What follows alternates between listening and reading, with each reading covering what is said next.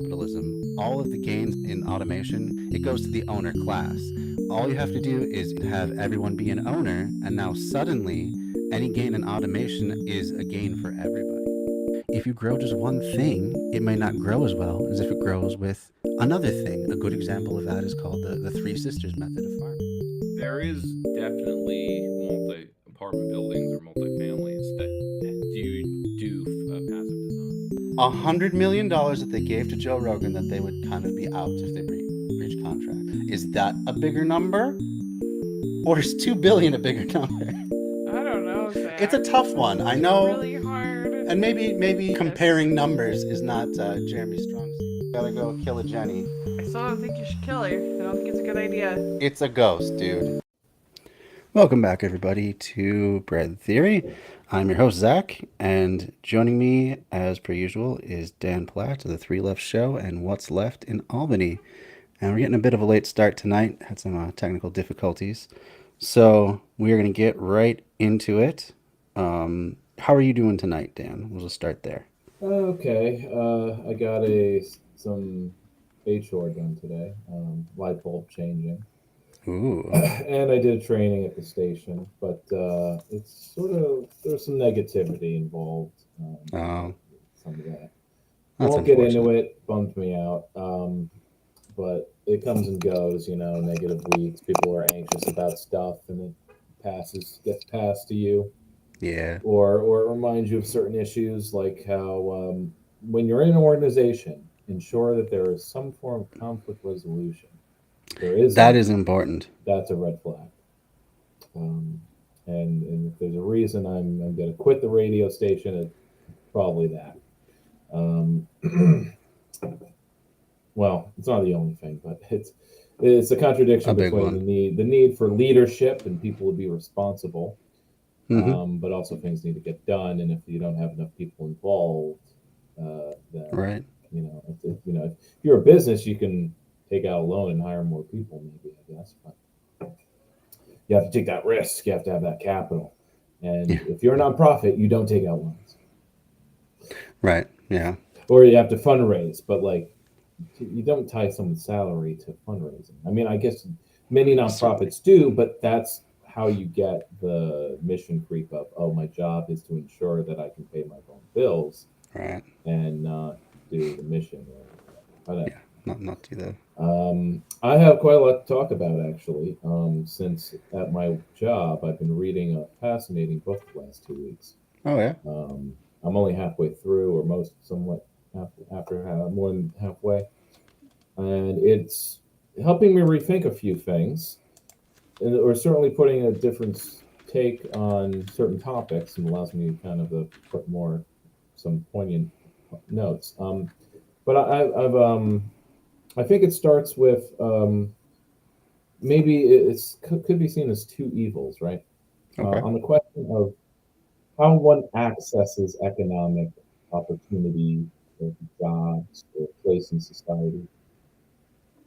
There are traditional forms of this, and then which could be based on, and I can list it all off because it's a pretty long list, but it's slowly being replaced with credentialing, and there seems to be most confusion or contradictions in the job market, or our frustrations. My frustrations were kind of the incongruity between the belief that credentialing should be the way people are placed in a position, regardless of where it is and how, um, and in all these other ways.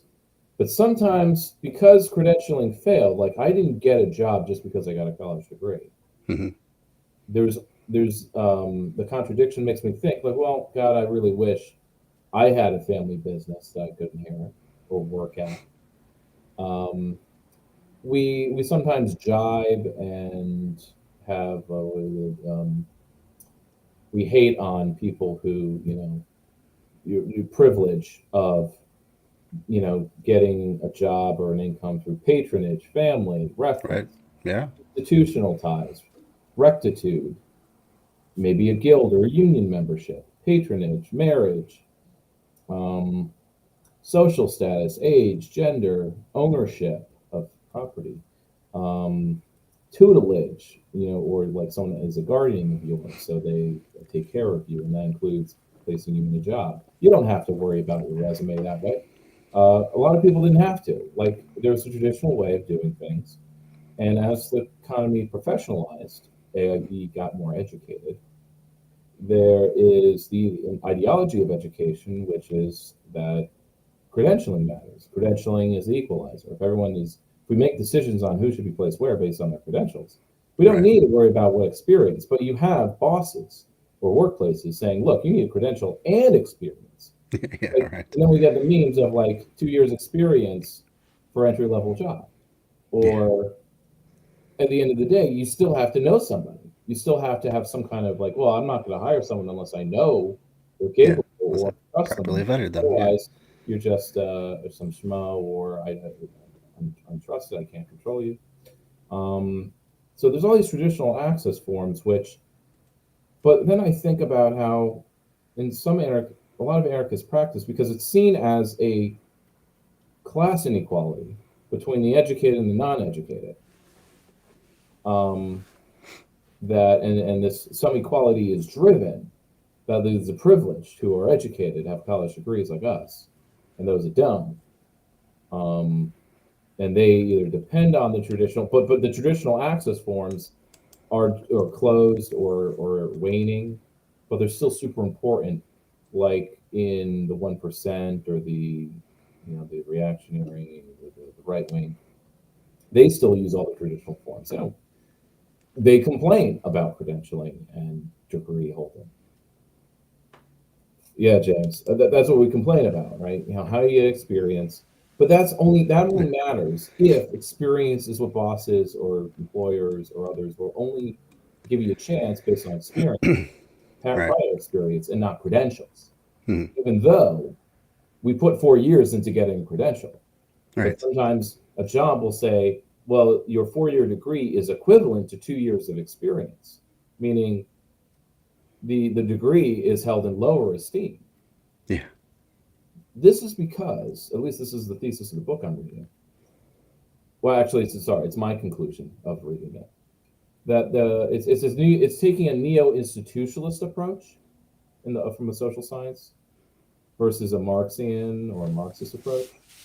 Um, I'm being reintroduced to it because I completely left it aside because I didn't think institutionalism explained the world well, as opposed to Marxism. But certain conflicts I see are between institutions and their ideologies, and maybe institutions are representative of class interests, but I don't think that's the case. Unless you're a hardcore PMC is a real thing. We're PMC because we have college degrees. But anyway, the point is that the ideology of education and schooling, which has the values of it has universal values. Let's see, I took notes. It has main values. Yes, cultural values are like the cognitive skills are essential for social success. That educational performance determines the legitimate social hierarchy. So you have justifiable hierarchy, and then what justifies it is your educational performance, i.e., education level, cognitive skills. And C, and that's the important thing that sets it apart from other classist institutions, is that education is a right. That's universal. That when the more educated one is, the more you want everyone else to be educated. Mm-hmm. That's not some negative zero sum competition thing where it's class sorting. So there's a lot of negative. So the thesis of the book is that there's a lot of negative myths or negative narratives about education. It's class sorting, or it's like school prison pipeline, or it's just job training. Oh, it's like the factory model. It's the Prussian military education. It's just schooling is about training you to be a good little worker, show up on time, take orders. Yeah. Not make waves. Not But in the unionize. last 50 years, the curriculum has changed radically. Mhm. And that's his argument stemmed from looking at the evidence of how much things have changed and looking at the realities, which, things that you only really see when it's pointed out to you, that a lot of that education changed first and it has an effect on society. The main thesis is that people treat education as a weak institution, that where society's acting on it, like capital. Its schooling curriculum follows business interests, which I've always had an idea about in my head because that narrative is pervasive, especially among leftists. Mhm. But his thesis is that education is actually affecting society as much, if not more. Example: the Western University, specifically, counter to the narrative that science, the scientific method, was created. In some narratives, it's almost like we're still using great man theory. That science was developed by some great scholars like Francis Bacon and Copernicus. Yeah. Um, when these figures were acting within the university system or Mhm. something like it. And the first Western universities, a group of scholars whose purpose was to produce knowledge, particularly authoritative universal knowledge, which comes from previous scholasticism in the Middle Ages. So it doesn't come out of nowhere. But it was funded by the Catholic Church as a tool in the Counter Reformation because their authority of knowledge was being challenged. To counter them, German princes, Protestant, chafing under the yoke of the Kaiser, would found their own universities, competing with each other in a sense of prestige. But meanwhile, the scholars doing the work, training themselves to be competent administrators, using credentialing of themselves to solve the problem of all these bishops that are just getting their job based on being the son of you know who, or getting jobs where they're getting paid and they're not doing the work of the priest. They're not taking care of the flock. There's a term sinecure, meaning without cure. That's the name for a show up job or a job where you don't have to show up. Like Mhm. Hunter Biden being on the board of a gas company. Yeah. He doesn't have a credential to be on a gas company board. And, he has no MBA, does he? But anyway. Not that So, I'm aware so of. stuff like that, and the fact that if you look at the graphs of how education, there are these sections of educational expansion, and they precede the technological and other societal changes. So, like before the 1920s and all the turmoil there, you get the expansion of primary school. The ending of like who was pushing for universal grade school for kids to finish grade school? Was it capitalists? No, they wanted the kids in the factories. It was the libs with college degrees, and they weren't many at the time, but they were with the reformers to push to get kids to finish grade school level. And then there was another expansion by the 40s of high school, because before it wasn't really expected that you could maybe have an eighth grade education, but not 12th grade. Right. That wasn't normal until my grandparents. And after them, now there's an expansion of university education. Still very small, even in the 60s, right? But after 80 years, now half of America is college educated. And Yeah. and every time there's an expansion, there are fears Kind of of presents a problem, doesn't it? it's a problem for capital and Yeah. other conservative elements who They- never shut up about the dangers of overeducation. Right. Now we're always in an overeducation crisis. It's like other myths where we're always in crisis Hmm. when there's never any crisis. I mean, any calls that there's an overeducation, that there'll be PhDs in taxi cabs. or the our degree, we hold degrees and we'll just be baristas, Hmm. degree baristas. But the people forming new unions are those degree holders. And so I just finished a chapter on workplaces. It was because people were getting more educated, because of the ideology of education self-perpetuating itself, that it creates its own expansions. It's not capitalism that funds the expansion of these educational expansions, right? The GI Bill was part of the Social Democrat project, Hmm. um, and we see it today where it's maybe not expanding, but it's ever increasing to the point where even there's more grad students every year.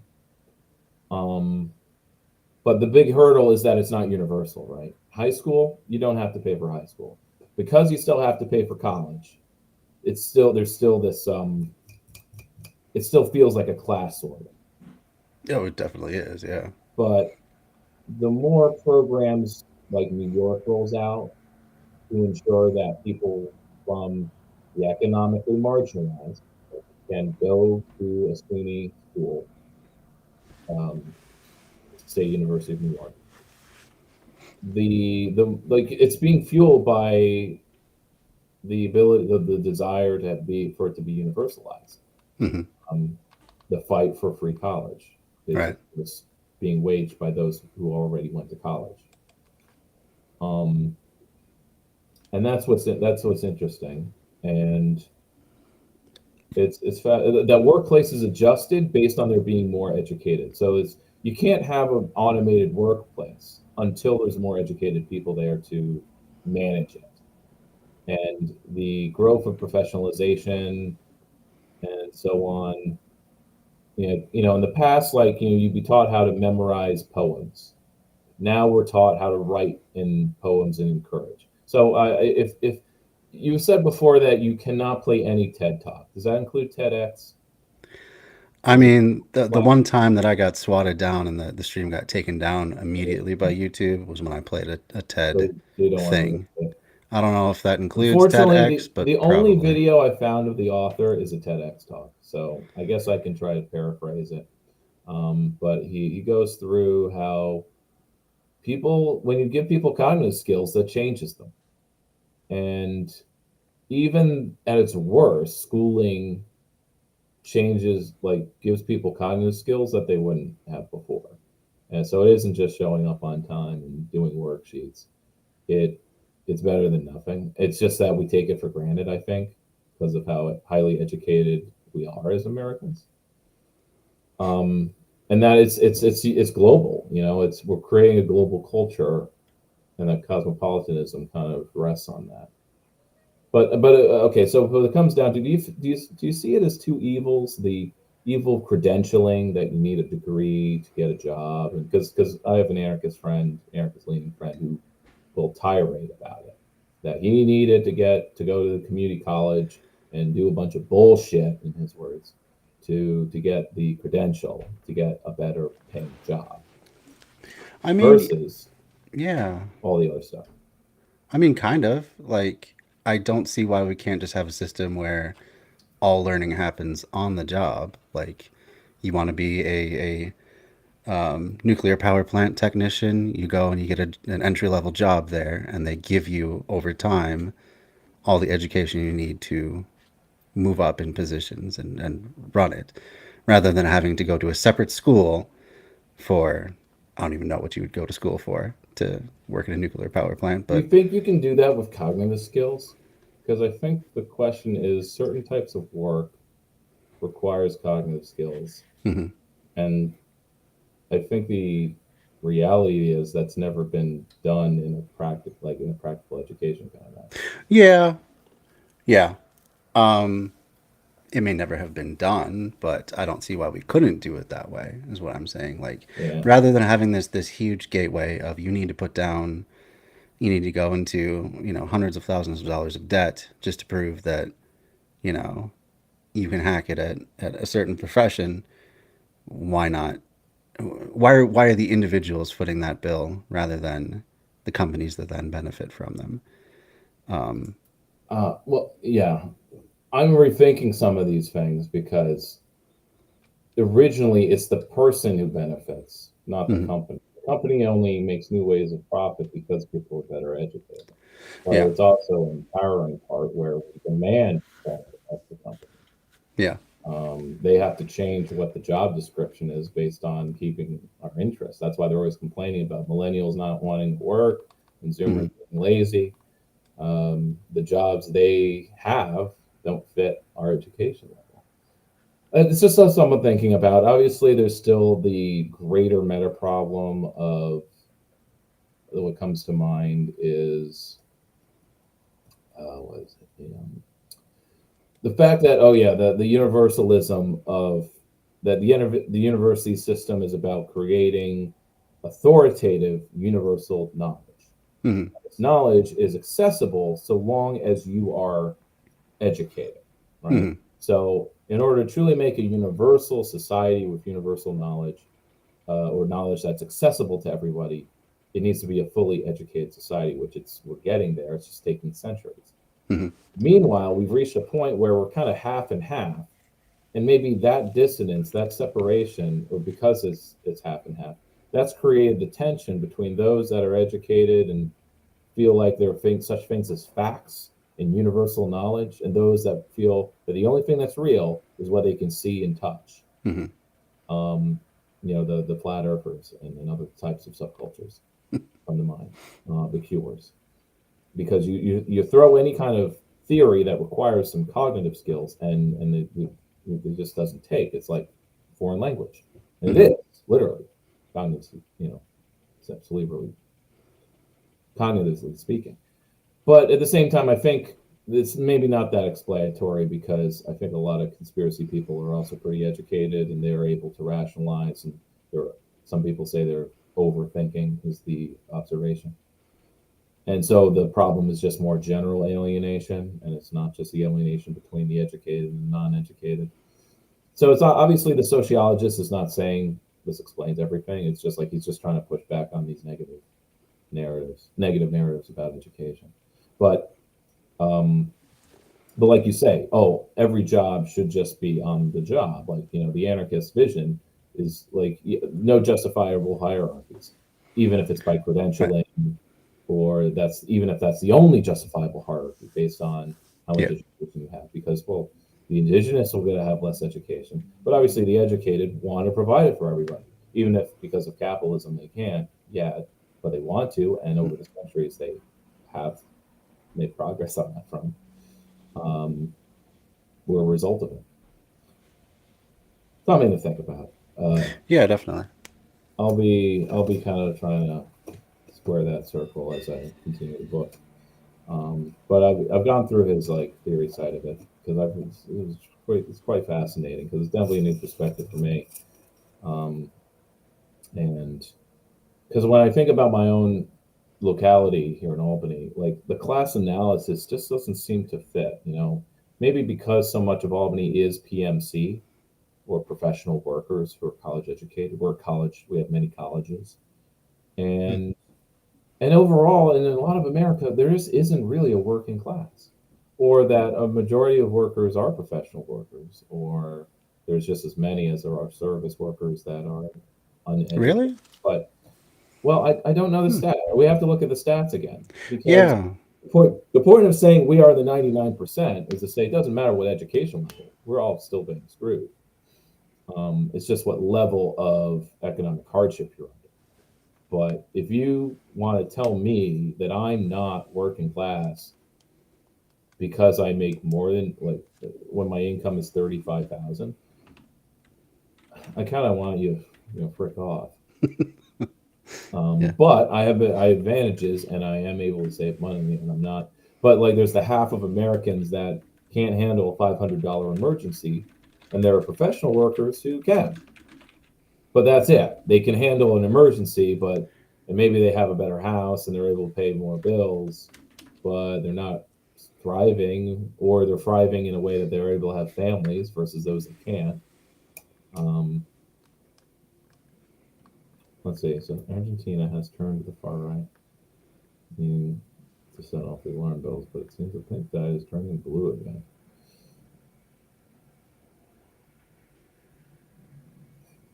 Well, to react to Asian Wolf Skeptic's news about Argentina, I would say that it's probably wrong to generalize a whole continent to say like, oh, is it going left? Is it going right? Like they're not all going to go the same direction at the same time. Because you can make the case because of Colombia and the way Venezuela is and Brazil. I mean, I guess that's what you mean by the pink tide is coming. But now, oh, Argentina went right. Well, they've always been right wing. I don't know if Argentina's ever had a left. They have not had a left government ever. Well, not since Allende, but we kind of know how that. That's Chile. Oh, that's Chile. I'm sorry, that's not Argentina. See that? Yeah, You're getting all there you go. confused. You're being. It's all one continent, isn't it? It's all South America. Yeah. Well, I mean, they are right next door to each other, so at least that wasn't that far off. So maybe the southern half of the continent is shifting right, at least in its governments. But I mean, it's complicated. I mean, it's not just one thing. Uneven development. So there's my little mini lecture on that. Oh, I do have two videos to share today. I think we'll go into click on the second link.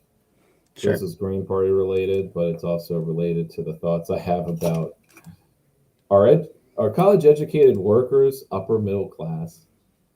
Do you think that's not just a rhetorical question? Hold on. Just getting past the ads. I no longer have ad-free YouTube. Got to save some money for a little bit, but I will pull that up right now, and we can take a look at it. So this is Ralph Nader criticizes the Green Party. So this is a meta reaction because you have Nader on bad faith, and his comments are going to be reacted to by Sabrina Sabbs here. Okay. We can react to both of them because it relates to the recent Green Party situation, which, by the way, in the last 2 weeks, Stein has announced as being our presumptive candidate. Oh, really? Because their deadline's coming up. And Cornel West really wasted our fucking time with that. And, yeah, that's unfortunate. But not that we had some better candidate in the wings. It's kind of a sad state of our leadership or lack of it, that it was kind of between Stein and Barack and John and Baraka that's like, oh, I'll run. No, you run. No, I'll run. You first. They're kind of doing that thing. But Stein mentions the comments that the way that Cornel West wants to run for president, he'd be better off being a vice presidential candidate, because doing the media tour and just talking and bringing the argument to the people is what a vice presidential candidate does. Right. It's the presidential candidate who has to actually do politics. And it's sad that, so maybe she put out a possibility that maybe by the summer, Cornel West comes back and maybe he's our VP. I'm not going to hold out hope for that, but I mean, by then, maybe he'll realize that he's not going to be on the ballot anywhere. And I guess like Nader, as he says, they're just fine doing media campaigns. You'll get, Sabby will comment on that. So I'll comment on Let's take a look. Now we're going to get to part 2 of this interview, where Ralph Nader has some things to say about the Green Party. And this echoes some of the things that I heard when I interviewed Jesse Ventura, some of the things that I heard when I interviewed other Green Party members on this show. There is no perfect party. Every party has its flaws. But I want you to hear some of the things that Ralph Nader had to say here about the Green Party, and also about why he feels it was best for Dr. West to leave the Green Party. Strongly recommend it. I did want to ask you one last question about something that was in one of the interviews. I think it was in one of the articles. I think it was in the story about Cornel West. It described you as actually advising Dr. West to run as an independent as opposed to on the Green Party ticket. And I wondered about that advice and what you make of his departure from the Greens. That'll be my last horse race question for you. Well, I know Cornel West. He's not an organizational person. He likes to be free and clear. You get involved in Green Party politics, as I know, from firsthand. There's a lot of internal bickering. You got to travel here and travel there to put out the conflict flames and the What kind of debilitating conflict? process. What he alluded to that, but it's hard for me to understand what that looks like and why that's such a seemingly indelible feature of the Green Party. So Bree's asking the question I think a lot of people have been wanting to hear. What are these conflicts that people have to deal with or have to put out, these flames they have to put out in the Green Party? Of course, Nader hasn't been involved for 20 years, so Well, he can't answer this. But Yeah. Yeah. That's a good point. I'll I've put it tried another way in a minute. Sure. it many, many days and months at Green Party fundraisers to bring them together. The problem with the Green Party is they're upper middle class, most of them. I'm not saying they're rich, but they're not part of the, hard scrabble blue collar class. That piece right there is something I do think the Green Party needs to work on. Can you I've pause? heard that from other people. So I think West did the same thing. When asked about what are the conflicts in the Green Party that are such a deal breaker and problem, and that peacemaker can't deal with, they'll pivot immediately to how we don't have a working class base. Nader puts it as we're upper middle class. My thoughts fly to, well, in his day, in the 60s, only the upper middle class went to college.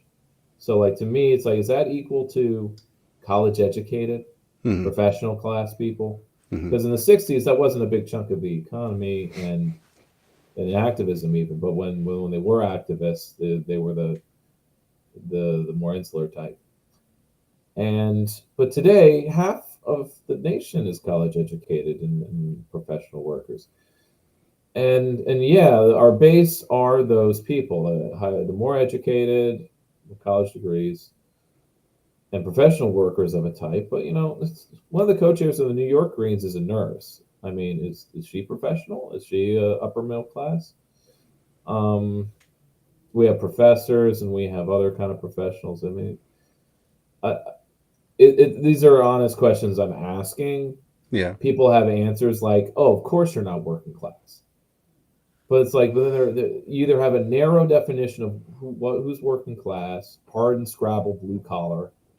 Yeah. But he's using terms that are 30 years old, just like that picture, and they don't really exist. Like there is no middle class anymore. What do you mean by saying anyone's middle class? Oh, we're not struggling. We're not going paycheck to paycheck. I guess that's true. Yeah, but that doesn't mean and he says this. It's not like we don't care and have the best agenda. It's that we don't have a fight. Like we're not desperate to win or something like that. And so I guess I wanted to get that out of my mouth first. Yeah. So the pivot of not being able to identify what the real conflicts are, though I think the implication is that because we're more highly educated and we're not like super poor, that we have the ability to disagree about, like we're fighting over the minor things that don't matter. But I think I have a theory, and that'll come from his second point. Yeah. But I mean, still, like setting classes in terms of how much money you're making and how much you're struggling is a capitalist framing, and it doesn't do anybody any good if you're trying to build a broad movement of actual working class people. Working class is not owning the means of production, and that's how it should be defined. So that's not how Nader defines it. So I know, and so he's not. The irony is that upper middle class is exactly Nader and West fit into that. Yeah. Well, I mean, they're not. So does every politician that has any sort of national presence. That's what it takes to be a politician. That's why it's kind of ironic to me. So, like I know how to organize. Look at me. Look at how much working class base I have as a public figure. Yeah. Huh? Yeah. Yeah. Well, yeah, and to imply that you cannot appeal to those hard scrabble, factory workers or whatever, image he's conjuring up unless you are them is that just absolutely ridiculous. Like, Donald Trump has never worked a day in his life, and yet he somehow appealed to a lot of poor working class people. The majority of his base are well off. Yeah. But they are less college educated. They're the small business Yeah. owners that didn't Yeah. A get lot an of the small MBA. business tyrants of So, small but town again, USA. yeah. But still, the idea that you can't build a broad enough base because you don't come from there is ridiculous. Because what president ever has been that? So Yeah. it's just a kind of a But, ridiculous it's- non-point. How do you grab? I mean, in Albany, the machine was built because you had a mix of. It was a partnership between working class, Irish, with the aristocratic Protestants. That's just the practicality of the 20th century. We're in the 21st century, so I think what the big question, which is yet to have a substantial answer, though I think liquid democracy, liquid kind of organizing might be the key, is we don't have. I guess I need to talk about this more once the clip's over. Sure. But what comes up is that, like, in Nader's time, like, we had organizations where you had leaders and people joined and they took orders. Yeah. And since the 60s, we have more college educated, just more high school educated people who don't just take orders. They do think for themselves. They don't want to join an org and take orders. Right. And what it comes down to is it's hard to organize because people just don't want to take orders because we're still trying to use the tools and the organizing principle forms of the 20th century. Yeah. What is the 21st century? How do you organize the college educated? It's not like we can't work in unions and stuff like that. But when it comes to social organizing or anything like that, I think making decisions to come to, we want the way it can only work is by using consensus. Yeah. And Nader poo-poos that, and a lot of others poo-poo it. But it's the only way we can ever do anything collectively. We can't do it by having a leadership, a vanguard. No. I agree. Anyway, so let's continue, and I'll reinforce it. As well, I've never been a part of the Green Party, but from other people that I've spoken to that have been, that's another complaint that I have heard, that it seems like it's primarily upper middle class members, whereas I think it would do them some good to get more working class people. This is not to say that there aren't Green Party, local Green Party like chapters in those areas, but it just seems like similar to how DSA, like DSA fights for, like, they say we're for the workers and people need a living wage, etc. These progressive issues are part of our platform. DSA gets the messaging around Israel and Palestine correct. They support the BDS movement. But like I said before, what I noticed that was very strange is that if you attend a DSA meeting, if you're interested in the organization and you attend one of these meetings, you'll look around the room and you'll notice there's just no working class people that are part of the organization. I mean, I think a large struggle with, having those people coming to meetings and getting more involved is that they are struggling just to survive, and they're working multiple jobs. They don't have the resources to, hire a babysitter so they can come to a meeting even once a month, or they have their little bit of time to cook dinner, and that's when the meeting takes place. Now, a good org will have food at every meeting so people can have dinner there, and childcare. Right. That takes a certain amount of resources and absolutely people. So, but like you can't start with a little committee with that. Yeah, right. So if you want to, and we should want to have as broad a base of people as possible actually participating and making decisions. But if you want that, you have to get to the point where you can provide those extra services and goods too, so people can actually participate. Because, I mean, that's the reason that you're seeing people that have extra money and time have extra money and time to volunteer. So it's going to be the people that that have better jobs, by and large. My thoughts go to all the meetings I've been where any awkwardness kind of comes from the education levels of those attending. Because I have been in mixed meetings where some only have a high school education or some college or unknown. They didn't, it's not like we come in and introduce ourselves based on our credentials. But you can kind of feel it in the way people talk and the way they interact with others. There's a difference in cognitive skills, not ability skills. But it's like you can look at how like high school educated people have a meeting versus college educated, and maybe that's something to study from a sociologist's perspective. Sure. It comes up, and that's kind of like a divide. So maybe like there's a complaint about that, like a DSA meeting. But at the same time, like, okay, so like the one conclusion that like Chris Petrone or the Sublation podcast would point out is that there just aren't these working class organizations. Like maybe unions in the past were those political working class organizations, but they wouldn't. Their political action or politics would only extend to, we support the Democrats because of the New Deal. Right. But then they became completely dependent on them. And the times they've tried to make their own party, it would always fall flat. Because I guess maybe they didn't have enough professionals involved, or I don't know all the details. But like in the 90s, there was an attempt for a bunch of unions to do a third party, and it didn't even last a cycle. It fell apart before it started. Let's see. It seems like people under 25 try to hit things on a hammer instead of using a hammer eye. College or not. Huh. Is that a literal example, or it's probably just poetry? A lot of poor hillbillies voted for it somehow.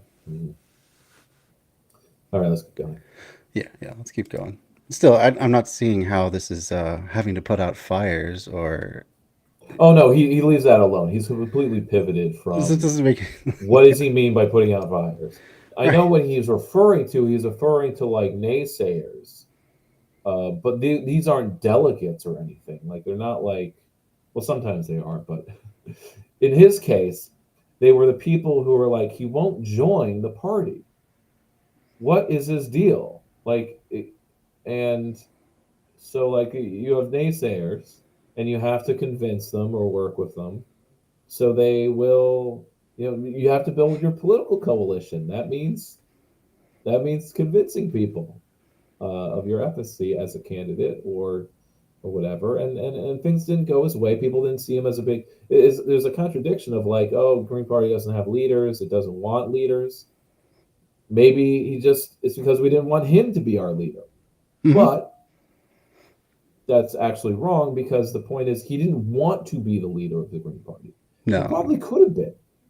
But because because there was some pushback from people who want things to be more horizontal, consensus-based.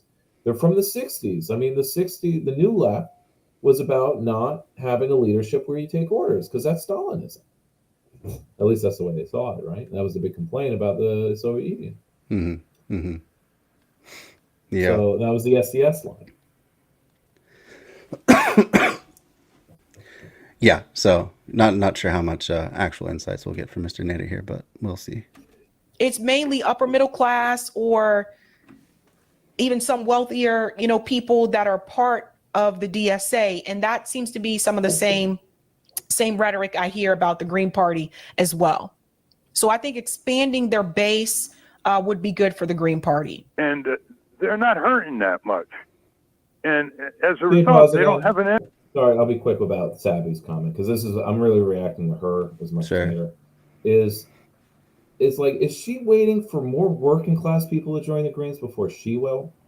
I feel like there's something incongruous about like imagine like there's a social club or a social your social scene.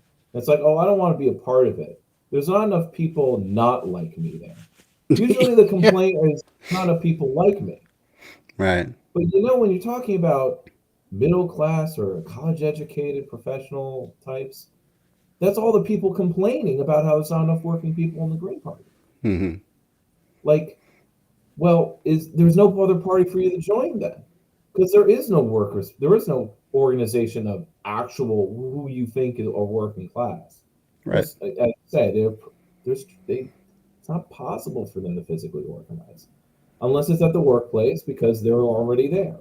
Mm-hmm. So it's like, okay, we can only have a party once everyone's unionized. I'm sorry to say, but unionization rates are still going down in America. Yeah, there's some more militancy, but these are from existing unions. And any new unionization is in the service industries by college educated people who had who have high expectations for themselves. They want to make Starbucks conform to their educational level. Even though Starbucks wants them to conform to the level of, well, you're just a drone. Right. Right. Take orders. Yeah. Okay. So James says, what I meant is people are expected to go to college and everything, but they can learn a book full and still don't know how to use a crowbar. $30,000 for books marks and no common sense isn't good either. The answer, well, just a pushback or counter, is that you're not just getting book knowledge, because obviously people got that in high school in the 1930s, memorizing poems, but or you can read a technical manual because that's what was kind of expected for job training purposes, but it's also the level of skills that people could use in that economy at the time. Now it's cognitive skills, which are the ability to not just write poetry, but to analyze it, improve on classics. I think the use of a crowbar is a practical skill, but that's not what education's for. That can be learned at any time. You just need to be in a context to use a crowbar. Otherwise, or fix something around the house. And you need somebody with the knowledge to pass that to you. Yeah, you're not getting it in educational level. So I guess maybe the complaint or the need is that there needs to be some kind of parallel home ec is supposed to do this, but home ec needs to be like in parallel throughout the whole cycle of education. It's always the first to get cut too, along with but art. It's the first to get cut, right? And who did the cutting? Was it liberals? Who refused to pay who wanted the taxes lower? Yeah. For schools. Was it libs? Was it the people who say, oh, professional skills are enough, they don't need to know how to change a light bulb? Yeah. Or use a crowbar. But we can all learn these things. We pick it up and learn immediately. And we're not stuck in, I think it's expansive. I think it's the people who just focus on their college degree as being for job, as job training. Mm-hmm. And or some people get a college degree, but they spent the whole time partying and they didn't do any of the work. Yeah. Which is like saying you can have someone trained to be a carpenter and they slubbed off and they're actually shitty once they're a contractor, but they have the credential to be a contractor. And everything they build is subpar. Yeah, subpar. Anyway. Ready to fall apart. Right. Yep. Yeah, let's move on in the Energy video. level. They don't have enough fire in their belly. They have flaming rhetoric, and it's very well substantiated by the facts in the country. I'll grant them that. They have the best agenda of any political party in the country by far on foreign, military, and domestic policy. But if you can't field thousands of local candidates, you're not going to build a party. Pause right there. This goes back to one of the complaints that I had when Green Party candidates came on the show. And I said, you guys have to want to win, because otherwise this becomes a social club, right? You have to want it. Same thing with DSA. If you look at a lot of the things that's on DSA's, like their principles, the DSA principles, a lot of those things make sense. I think you guys would agree with a lot of the things that they have there. But there's no push for it. Like, why aren't they out in the streets making these demands that they have, that's a part of their their organization. So that was one of the things to me. I'm like, is this just a social club? So the point that I tried to get across to other people that were part of the Green Party is that I think you guys have to prove to people that you actually want to win. And I don't get the impression, I haven't gotten that impression. And that's the thing. It's like, you can't just fall back and be laissez-faire when things don't work out. You have to do heavy marketing. You have to advertise constantly. You should have ads. You should just have money materialize so that you can run those ads constantly. You should be able to field candidates in every local election and then in the state and national elections all at the same time, and just, and then I'll join. And then you will prove that you actually want to win. and then I'll join. Upon re-listening to this, I'm glad, this is why it's good to watch something twice. Good. At first glance, I thought, like, when she said, like, you need to be out in the streets, I was confused because she seems to say it a different way again later. Does she mean protesting? Yeah, that's kind of how canvassing and outreach. She seems to mean both, because she clarifies. She says, like, canvassing, outreach when like in the streets, but the first time she says it, I think she does mean protesting. Like, you want in political org to be protesting for an agenda, but the whole point of running for office and taking power is so that we're not protesting, because protesting is asking those in power.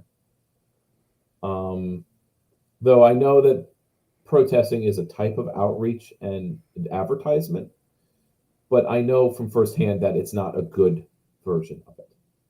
It is for the people already on your side. It's a rally. Mm-hmm. I know we're protesting for Palestine, like we're affecting the Democratic Party.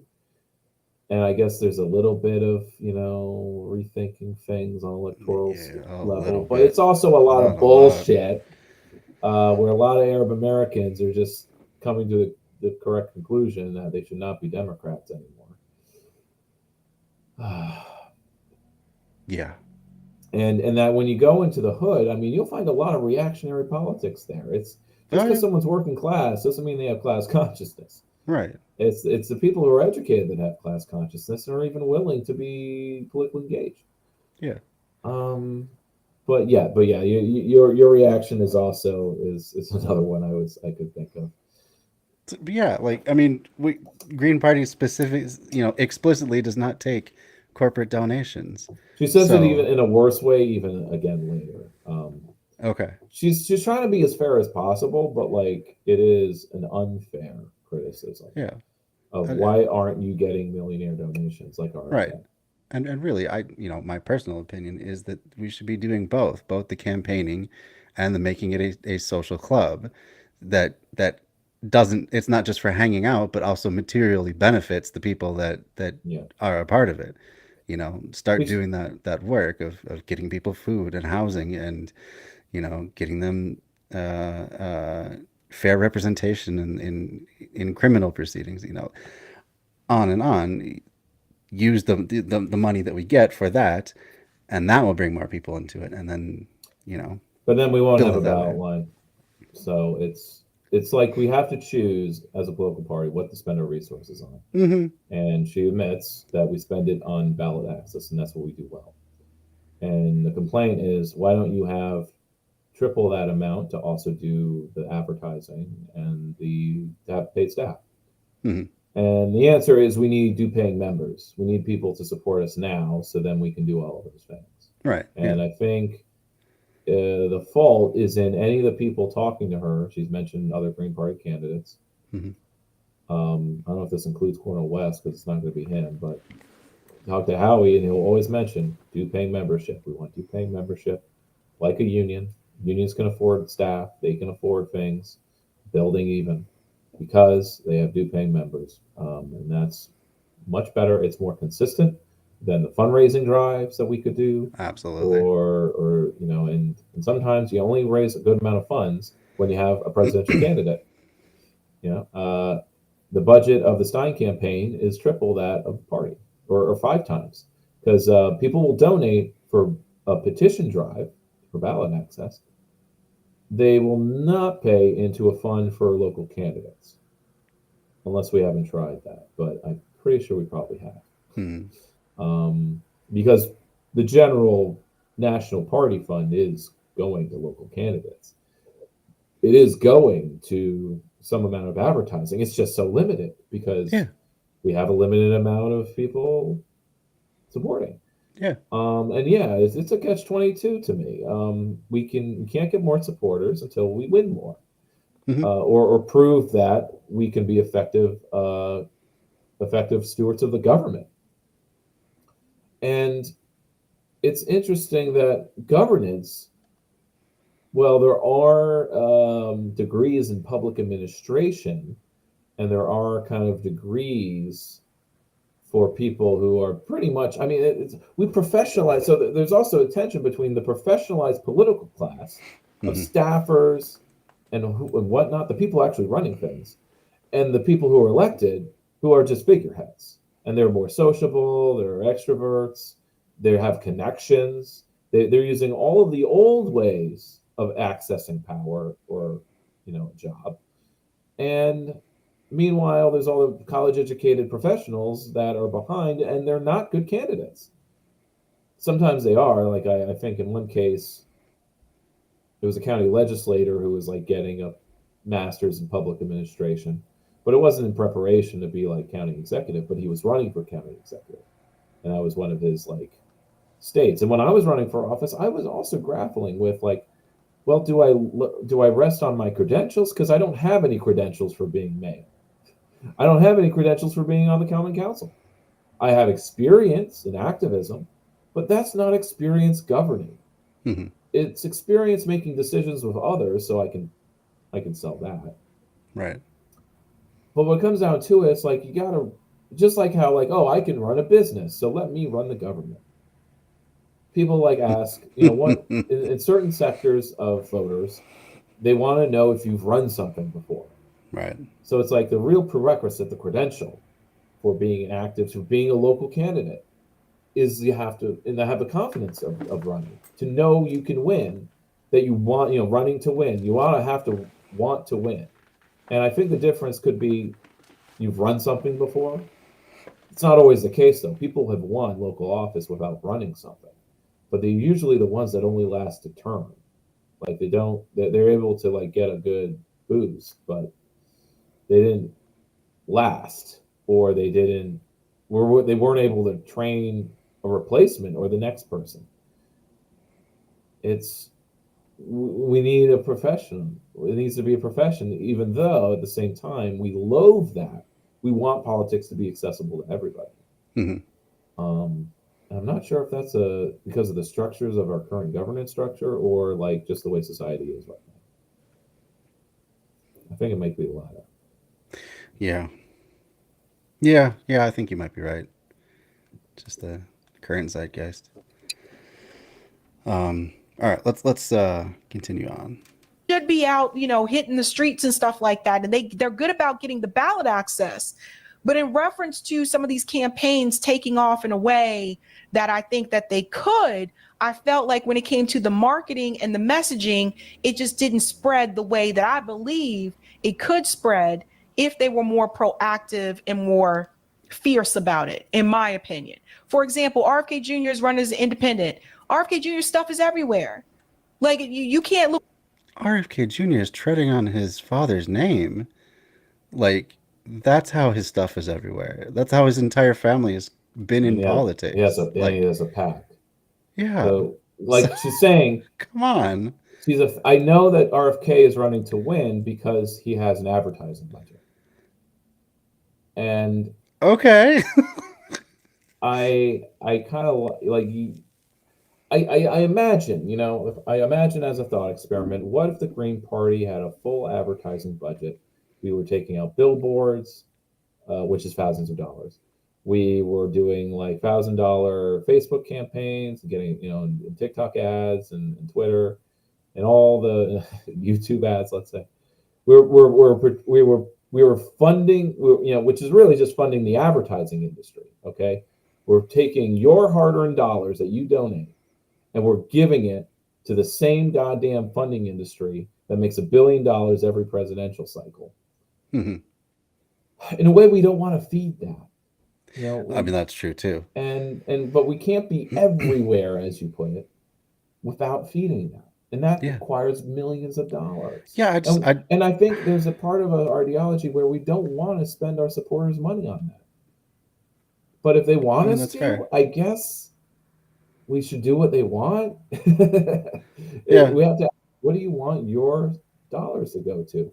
And they usually don't have a firm answer, but like, you know, say getting the word out, that means a lot of different things. Yeah. So it could mean door knockers, you know. Yeah, it could be knocking on doors. It could be social media. It could be any number of things. But I mean, even social media more and more is getting put behind paywalls for access to people.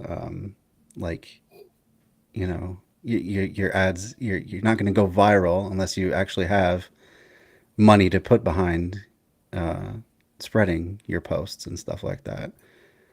So, but there is this, that the usual, to the people who know me and, you know, have concerns about the Greens, but like they really don't want to be Dems anymore. They will say, like, you know, look, there's a perception problem. The Greens have a perception problem. It's not that we have any actual problems, it's the perceptions of us. And I wonder aloud to them, would an advertising campaign fix that? How many local elections will we need to win before the perception changes? It certainly doesn't change when Bernie crats are elected to local office, because it looks like it's as dead as ever. Or the squad, or DSA endorsed candidates, but they do win. They are around. I'm just wondering what it would take for change perception. You know, what is it? I suppose having block captains and having, like, the local Democratic Party here is shrinking. They are not filling in their posts anymore. They're in attrition. Well, not in terms of electeds, but I'm just like, they used to be a bigger organization. Yeah. With volunteers, and now they pretty much have to pay everybody temporarily. Wow. Volunteer base, they're not volunteers anymore. Or rather, the volunteer base is just getting older and older and older. Gotcha. There's no young blood, and sure, we're not recruiting a ton of young people every year, but that's just because we don't have a consistent outreach budget. If we had a student coordinator locally, we would be doing better. So yeah, the paradox comes up again of, you know, we need some people who are set for life to step up. Or in the case of like a couple where one person's making enough that the other can work full time for free. But right, yeah. There needs to be more people that, and their job is just getting enough supporters so then they can be paid or someone else can be paid. Right. Which is my project for the winter. Mm-hmm. But I need to get those lists. So cool. Look, I can't go one day on Twitter without seeing something from RFK Jr.'s campaign. So it's stuff like that. Like, yeah, again, they pay for that, especially on Twitter on now. X? Come on. We're blacklisted. No one gets Greens because we're blacklisted. We're blacklisted. Yeah, but I mean, That's beyond that, the people that do get seen have paid for that now. They're part of the, I don't even know what the executive club is now. Is it Twitter Blue, or is it, I don't know. But they're paying. They're paying. Sometimes the complaint or the demand is, why aren't you, the Green Party, more like the duopoly? Yeah, right. Obviously, they don't want us to be exactly. They want us to keep our agenda, but they want us to operate and be funded exactly like the duopoly. Yeah, and that just cannot be. I mean, that's the reason that we only have these two shitty choices most of the time, is that they are beholden to capital, because that's the way our government is set up. So, and of course, if we ever did have some big donors, you better believe there would be a ton of online trolls just absolutely hammering about how we've sold out. And I mean, they already exist. I see them pop up on certain posts. Yeah, I mean, it'd be exactly how they treat Hassan every time he talks about owning anything. Or Peter Dow, like, just because, God, they're like, it's just conspiratorial minded people. Absolutely. The sign set West up by getting Dow to be his campaign manager. Yeah. What a ridiculous reach. It All is. right. Let's keep going. You have to actually want to win. And he's talking about building up thousands of local candidates. So getting Green Party candidates in political positions on the local level, which they have won some local races, and building up that local infrastructure for the Green Party, and then also making that headway to the national positions. You can't raise money for full-time staff around the country. You're not going to build the party. And they haven't gotten around to figure out how to do that. They also don't like leadership. If you don't like leadership, just work on consensus and navel gazing. You're never going to find the leaders in one area after another of your political movement who can really push the envelope. I do like how and Brianna's break through. like, what the hell is he talking about? Like, she's a little like apprehensive about like, what? I don't get what he's talking about. Yeah. Because the reason why, like, the second someone does step up as leaders, that's where the conflicts come in. They happen because someone steps up and says, let's do this. Mm-hmm. That's what Howie did. And it created camps. Let's do paying members. Let's act like a political union. Let's have real responsible fundraising. Mm-hmm. And be a socialist party. And in this caused conflicts in a way. And not that he was saying he was a leadership or anything like that, but in the past, when people would try to be leaders, that's what created conflicts. That's why there's a consensus built. Now, it's done like online enough, and there is navel gazing committees, right? There was let's see, in the past in New York, Green Party committee was not serious. In the 2010s, it was.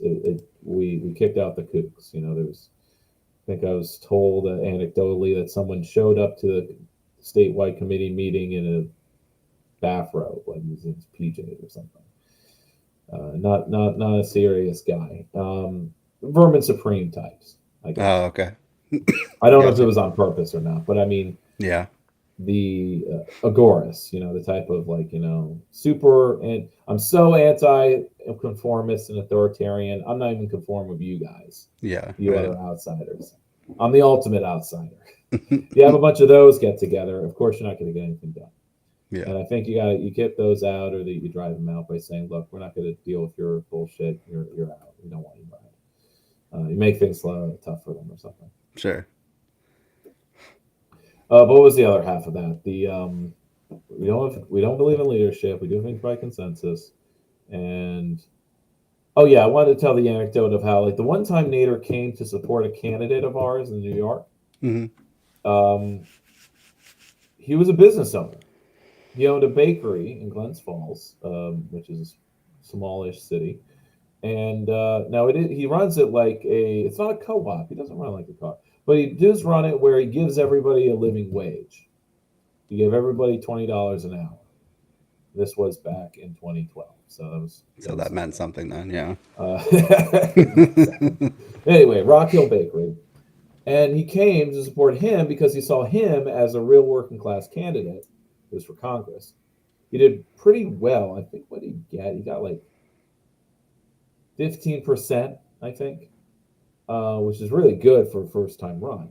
But then when he ran again for the next cycle, he only got like 10% or less. So he did worse. That may be because there wasn't the same amount of energy or excitement, and he didn't have Nader helping him fundraise. But when we were fundraising, it was a standard like fundraising where we would start with, who's going to give $1,000 right now? Mm-hmm. Like I was super uncomfortable with it because it's like, yeah, we can do this once a year with like the crowd we have where they can put down, a few $100s. I'm struggling. I don't have $100 to donate, 20 maybe if I'm generous. Now I'll plop $20 for a bunch of things, but I can afford that. And I'm paying $100 a year to the Green Party nationally and the state level. And the IWW, though it seems my dues weren't being sent the last few months. Oh, no. I didn't decide that. It was automatic. Anyway, I have to re-up that. But my point was that like he saw him as like a working class hero, and no, he wasn't. He was, he supported him because he wasn't a full left, like he wasn't a socialist. He was his message was kind of, I wouldn't say moderate, but it was like left, right, unite. Because Nader, the last 15 years, because Nader is a social democrat, he is not further left than that. Yeah. He's a reformist, so he's kind of been at odds with those more radical than him, and that's something that like doesn't come up when he's brought up in any way. But like his last book was about like how the left and the right can unite against corporate power, or how they are. Now this was written before 2016, and it shows. And I'm wondering what his thoughts are now. I don't know if Bree asked him. I could listen to all of this, though I kind of don't want to. He still does his own podcast as well. Yeah, I do listen to it from time to time. He tends to like come in for like one segment, but then he has his other guys do the rest of the stuff. He is an aging man. This picture is from 30 years ago. He's more Noam Chomsky level wrinkled right now. Right. All right. Well, let's finish up this video so we can move on to the next one if we have time. The two-party duopoly. Well, I guess the question people have is all of those taking completely at face value all of those criticisms of the Green Party. It seems like there's even less of that if you're a part of no party, if you're running fully as an independent. And while there are some upsides, polling suggests that generic independent candidate does many, many times better than generic libertarian or generic Green Party candidate. There also is the question of ballot access, not having any infrastructure whatsoever. And if Cornel West is not an infrastructure person, well, does that also cut both ways? Is he going to be able to independently build the infrastructure that he needs and to fundraise all that he needs to get on the ballot and make any kind of real impact? And that's a good question, because that is the reality. Like I will say, one thing I will say about the Green Party is they're really good at getting the ballot access. They're good at that. Jill Stein was on the ballot in over 40 something states when she ran in 2016. Libertarian Party has all 50 states, right, for ballot access. So, because they love business owners and have no compunction about taking massive donations from eccentric weirdos who have millions to throw around at pet projects like this. And yet, probably they don't really have a full staff like Greens. It's kind of odd. Like, I don't think the New York Libertarian Party has a full staff. Like, they don't have full staff. Like that. It's kind of odd that on the macro level, they're fully funded. They have a good amount of funding. But on the micro level, like it is really like you're still on your own, which I guess is a libertarian philosophy. Right. The candidates do well. It suits them well. It's because they are like some crypto millionaire or business owner. Mm-hmm. They're principled people at times. Sometimes they're just douchebags. But but there's a left I found the latter in more the often than not. Libertarian Party, and they're they're like us. Mm-hmm. That's true. Oh, I would say the same thing for the Libertarian Party. It's like you have to actually want to win. And I just don't get the impression that they do. Like, it's just, so these are some of the things that Ralph Nader is saying. And I think that it would do the Green Party some good to take some of this into perspective. Well, he needs to hire half a dozen good people who know how to get on a ballot. And he needs to raise enough money to do that, to get on maybe, as he said, 25, 30 states. That gets you credible. This isn't about getting, decisive vote totals.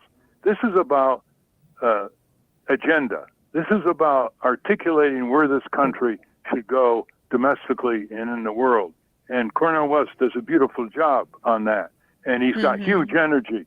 He can make hundreds of speeches during the campaign all over the country, going into red districts, talking to people who prima facie may disagree with him. He's very good that way. And so that's an important voice to have. And if the press keeps giving him decent coverage, here and there on TV, radio, in the press. He will help push the Democrats and push politics into more progressive realms. It's not about really vote getting. It's about raising all these issues that I've raised. That's why I kept my presidential campaign website open. Go to votenator.org. That's the 2008 campaign. And you'll see about 19 issues that are still current, that are still supported by a majority of people in this country, that are off the table by the Democrats and off the table by the Republicans. So one thing I will say here that was interesting is when Ralph Nader said it's not about getting the votes, it's about raising awareness of the issues. So essentially what Ralph Nader is saying, at least it sounds like to me, is this is really about running a messaging campaign, right? Getting the message out there, getting those policies out there to the masses of the people. And I get that. And I get that we still have to build up the infrastructure for third parties and independents. But I will say this. I think you have to want to win. Ralph Nader has ran for president as a Green, and he ran for president as an independent. He was on more ballots as a Green Party candidate than he was when he was an independent candidate. But he's done it both ways. But I think that's what he's trying to get across to people is that, look, it's not about the votes. It's about delivering the message and raising the awareness of the issues. Because we have to build up third party infrastructure, obviously. But I thought that conversation was very interesting. Eric, we can probably cut that into two. We can probably cut that in two different clips, one with AIPAC and one with the Green Party stuff, because people might want to just go straight to, one or the other. Yeah, all right. Closing thoughts. I mean, she at the end, she's just like, well, he did a lot better when he was with the Greens. So, but they're not serious enough. And that's why he didn't. And that's why West didn't stay with them. Now, we can make a meta argument that the left in America, whatever, if it exists, doesn't want to win overall. Like, we don't act like we want to win anything. This is countered by all the activism and organizing we do. Mm-hmm. It's not a cohesive one thing left because we don't have a big coalition, organization, or party, and a lot of people don't want us to. So that's sort of maybe a bit of the unseriousness of like, if we really wanted to win, we would have a big coalition that we could do really big stuff with. And we don't. But I think we need stronger parts to put together in the first place. Because that's how I always see the Greens, like we make the ballot line so then other activists and organizers can then use it. Right, they could step up to be our local candidates because we asked them to run, or we outreach, right. And they say not yet, or I'm not interested, and I'm busy, go away. But yeah, like once we have the supporters, or I can't do it because I don't feel like I would do well. I don't have the support base.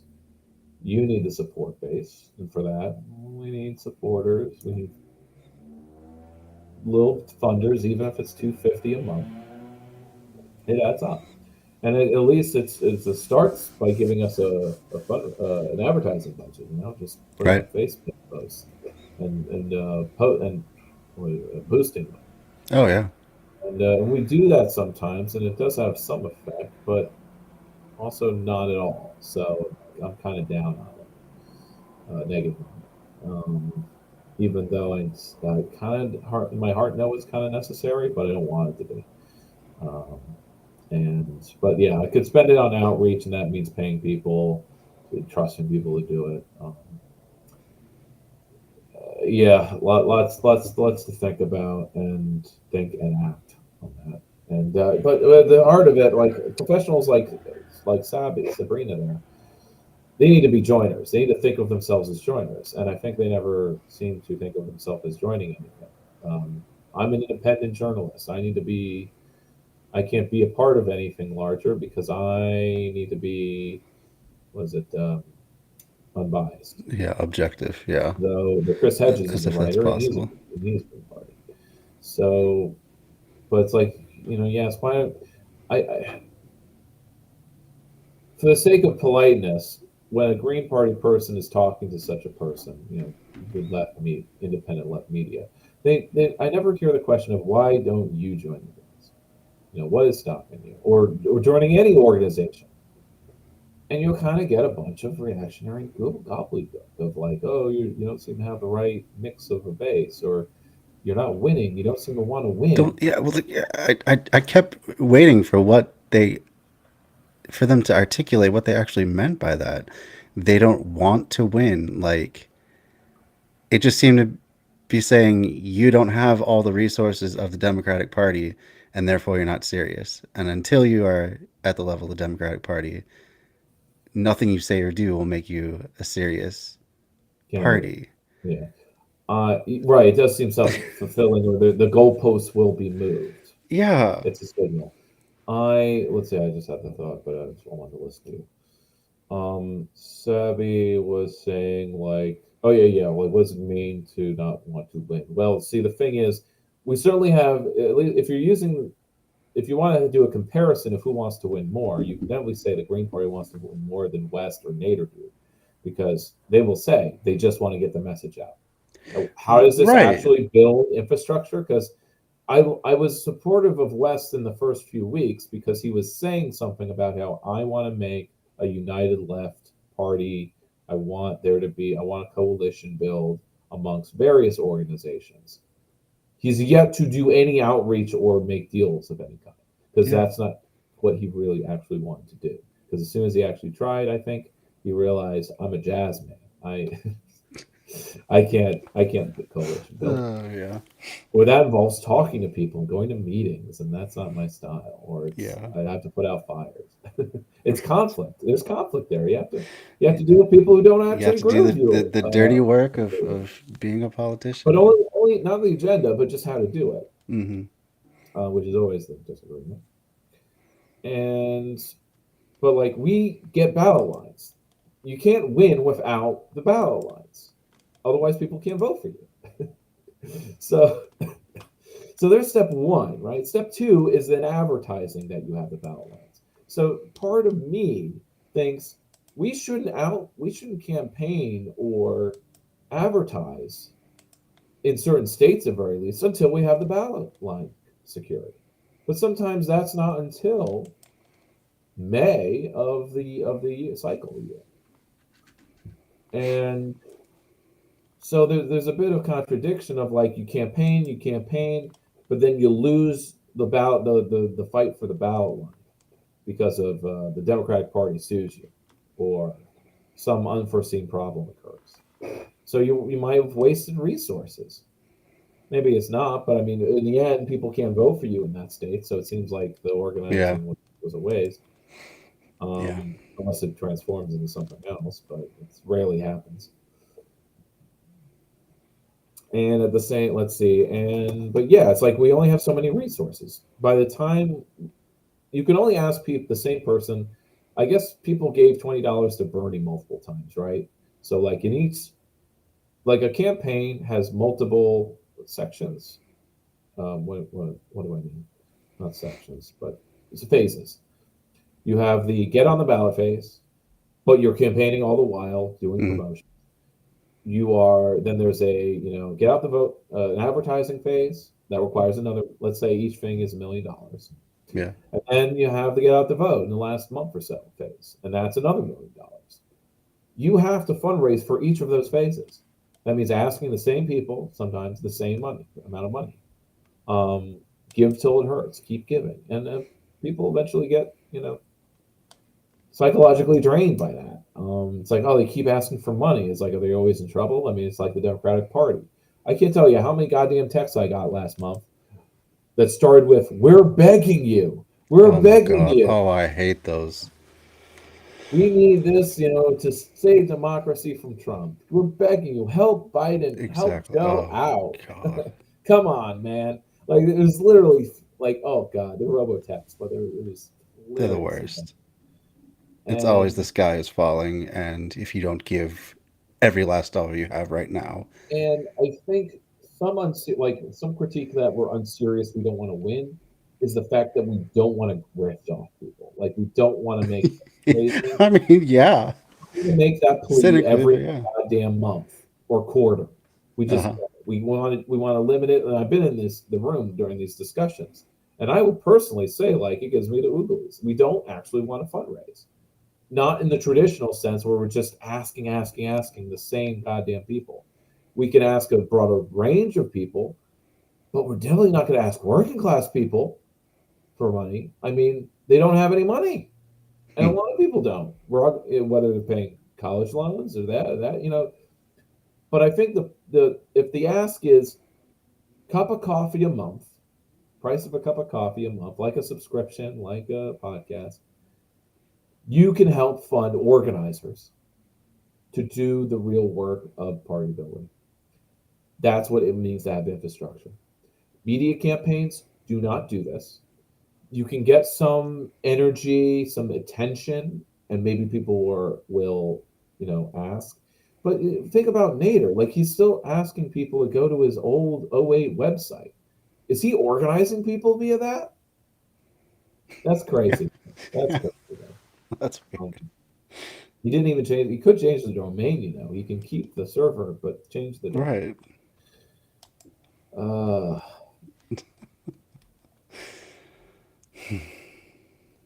So the other video I have with the is I can interrupt less, of course. It's about we'll see how we do. It's from Radical Planner. Well, I want you to react to it specifically because I don't have anything to react about. But I always have a problem with certain urbanism / new urbanism. Mm-hmm. During my college years, I would read about new urbanism. Oh yeah, I was really into it in college. And something fell off about it. Maybe it was sometimes I thought, is it the top-down nature that it's just architects and planners saying how it's going to be and it's going to be better for everybody? Is it the fact that they're only building towns and developments that are only for middle to upper middle class people, professionals with six-figure salaries? It's like I can't imagine myself affording this.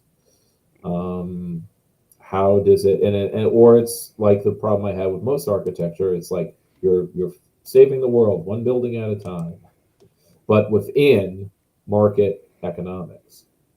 But right. That was my biggest problem with it. That is like it had no critique of it. It wasn't trying to work around it. Absolutely. It was actually saying, no, we want to work with markets. Right. And all those public-private partnerships that planners are always banging so about. That will come across here. That's how it looks.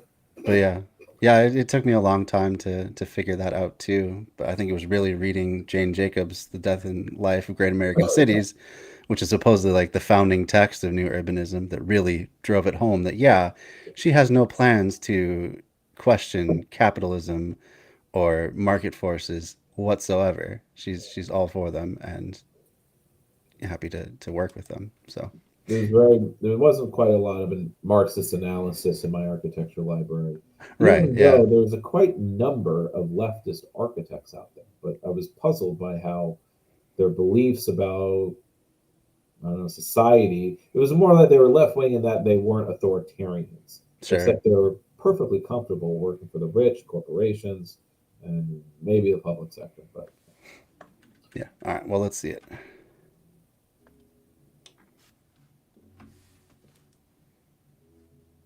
So, you're back.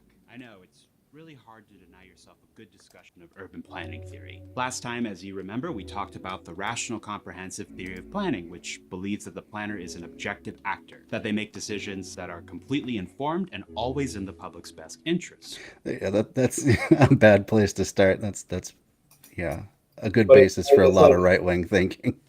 It's like Homo economicus, we're all rational actors. Right, exactly. Working for our own self-interest. The planner works in the public's best interest. Yeah, right. But it's developed at the same time that, the public's interest is Ford's business. Or was it GM? America's business is our business. Oh, yeah, right. That's a quote, right? The GM president. Yeah, that sounds familiar, yeah. That's Today what we're it going comes to off as. Mm-hmm. discuss the first major theory to emerge out of rational comprehensive, incremental theory. The theory was conceived by Charles Lindblom as early as 1953, but was mostly formed in his paper, The Science of Muddling Through. Lindblom called his theory the method of successive limited comparisons, but everyone else calls it incrementalism. Breaking from rational comprehensive, the theory is based on the belief that a planner cannot be a trained expert on multiple complex issues. The theory holds that a planner cannot know their own values except through comparisons to other values. In this framework, a planner cannot make rational, objective They have to decisions, hire so third-party consultants if they want any expertise. Right. instead, decisions should be reached through negotiation.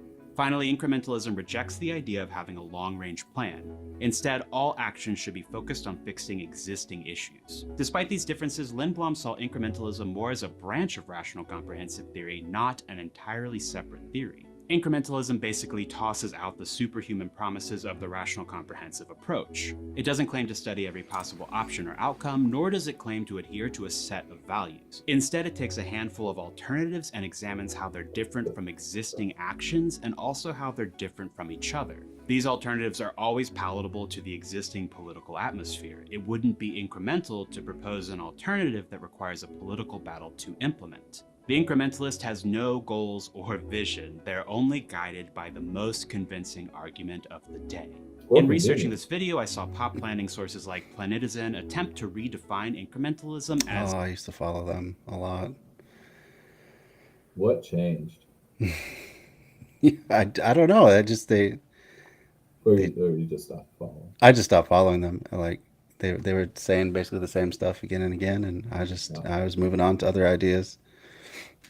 completing piecemeal actions when necessary. This might resemble incrementalism in practice, but in this series we're discussing the theory that leads to the practice. Incrementalism is a political strategy that's not interested in making big changes. It focuses on the margins. It works for the benefit of the free market and those who already have the most socioeconomic power. Where rational comprehensive planning is effective in transferring wealth from the working class to the capitalist class, incrementalism is effective in preserving and strengthening existing class structures. It does this mainly by limiting input exclusively to well-organized lobbyists. Unlike rational comprehensive theory, incrementalism does bring in groups of non-planners to the planning process. Lindblom called these groups watchdogs, and we would call them interest groups, institutions, and lobbyists. Lindblom believed in the free marketplace of ideas. He had little to say about watchdogs the because government is bad.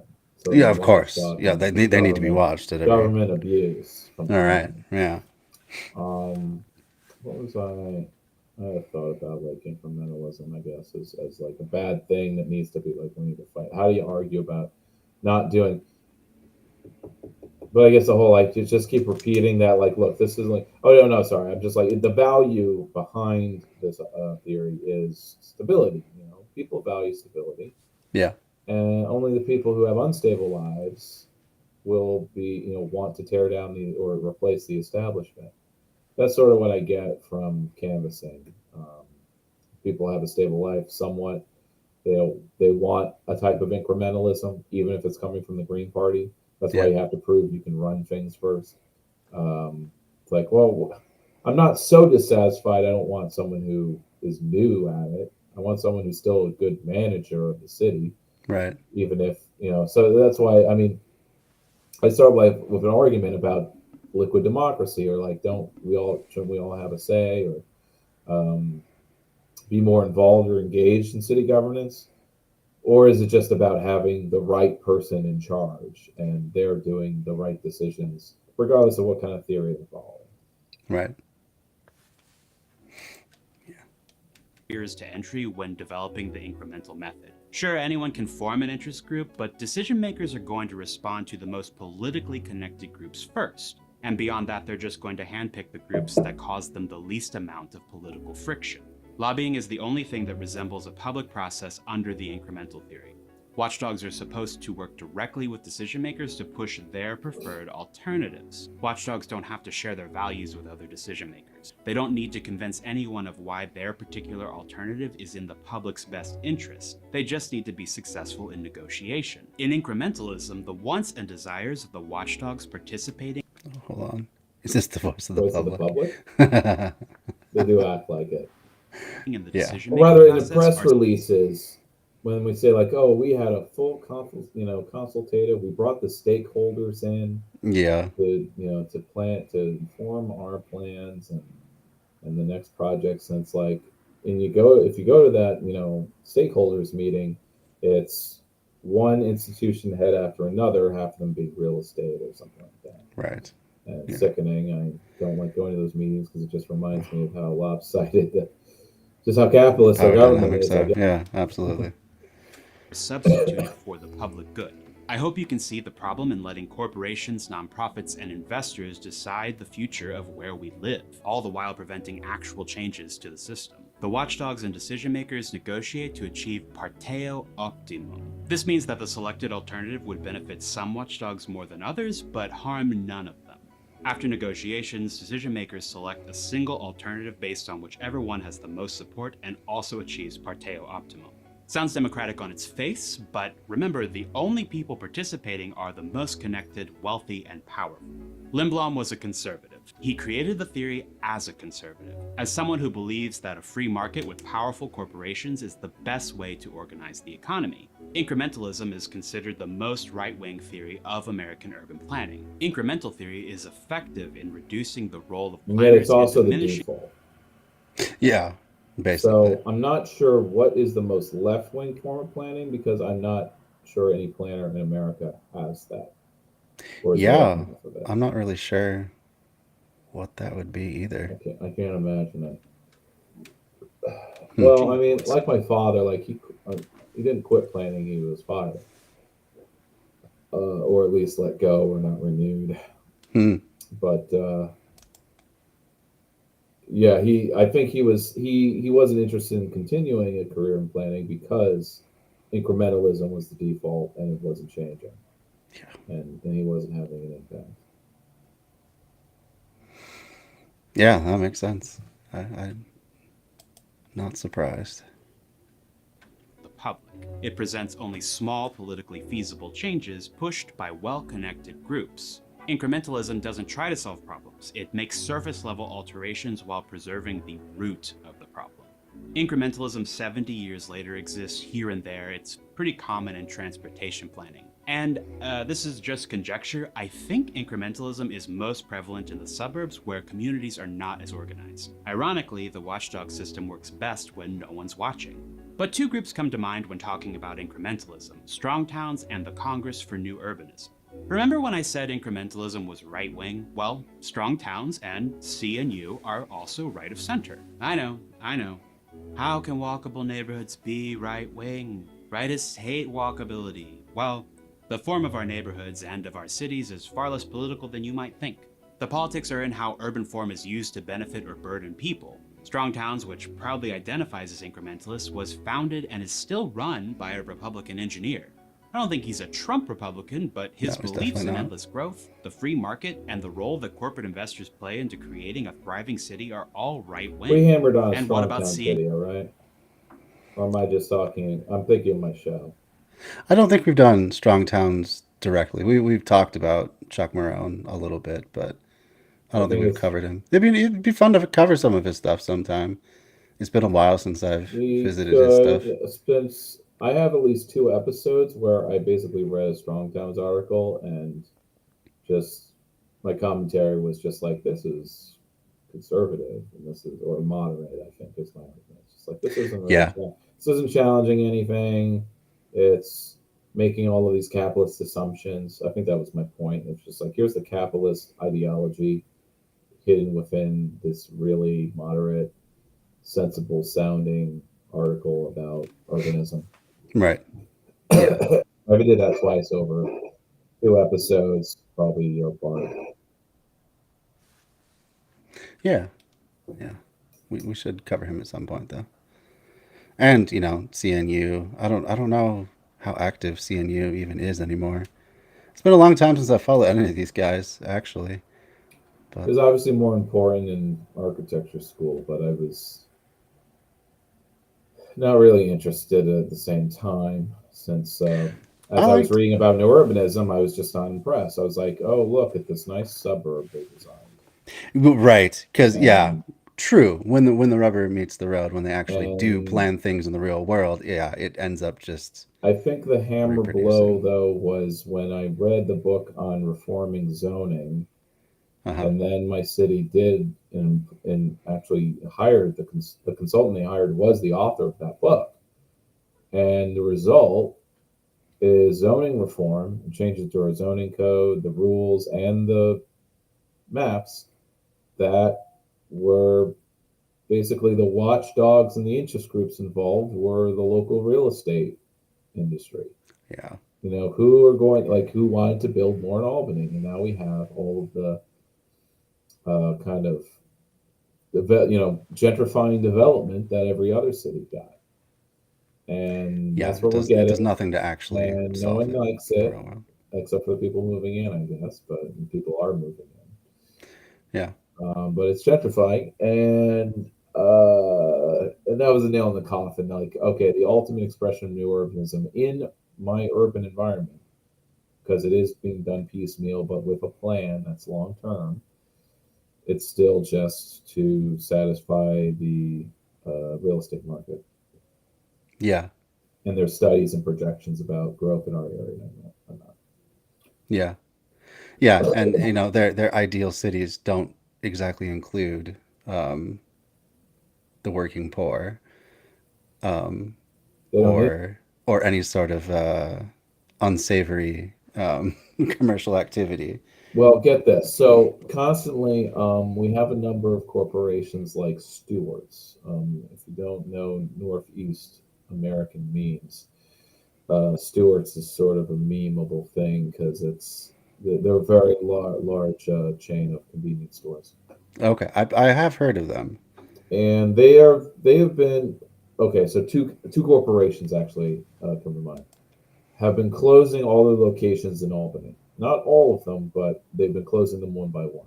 CVS and Stewart's. Hmm. CVS being pharmacies, CVS being bodega slash convenience store. Stewart's also has their own ice cream brand. It's very good. And though I haven't had it in a long time because I haven't bought anything from Stewart's in a while. Hmm. But I do like the cinnamon rolls that Stewart's stocks. Or sorry, apple fritters. Anyway. um anyway, when they closed them, they are citing it's because of urban crime. I hate that excuse. And That's just so so you have a bunch of disingenuous. suburbanite trolls commenting on those posts like how terrible and scary Albany is. They don't fucking know anything. But in response to the announcement by Stewart's, our police chief found a reason to comment and do his own press release saying there were 3 violent crimes at the Stewart's last year, but there haven't been any this year. And this is the year they decided Well, to to tell close. that they've been improving things in that Uh-huh. intersection because it's a pretty busy intersection. There's a express bus stop there, and a semi-luxurious development has just been completed next door because this is one of the intersections that got upzoned. So there's an upzoned construction project. It's large. It's 8 floors, and the parking is in the back. It's fully filled out the streetscape. It's okay for what it is. It's pretty bulky, but the impression is that others will go up and then they'll fit in. Sure. Because the whole area is upzoned. Right. And that includes these plot that the Stewart's is on. So maybe they are selling that plot to the next developer and getting a good deal. But that means no one in that 3-block radius has a convenience store nearby. They all go to that Stewart's. I mean, it's not for lack of customers.